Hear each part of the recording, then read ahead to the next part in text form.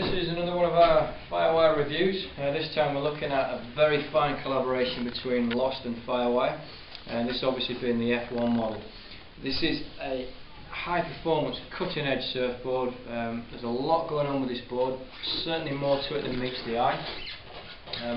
Pretty much Lost said about this board, it's all the experience of the last 20 years, all their best boards all kind of moulded into one. So it's a top end board this, but it offers a heck of a lot depending on your ability and your surfing style. The F1, obvious description, it's a bit like a high performance race car. It's basically the surfboard equivalent, if you like. Again, as most of our boards that we've reviewed already, it's standard technology from Firewire. They're incorporating their stringer. The black lines, they're just paintwork. This is a standard balsa rail board, so you've got the parabolic rails. This setup is basically the Futures technology from Firewire, so it's their original design.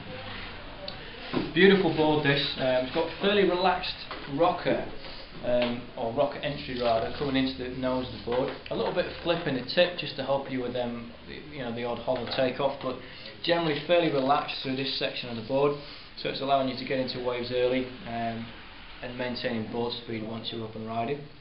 Through the tail of the board, quite thin through the hips, so from say the Mayhem logo back, the board has got a nice constant curve in, but it gets relatively thin in the tail, and that's what's going to keep this board super manoeuvrable and lightning fast through turns as well.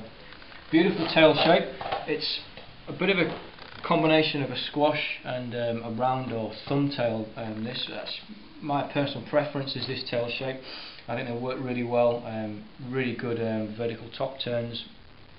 Very nice coming off the bottom and turning up the wave.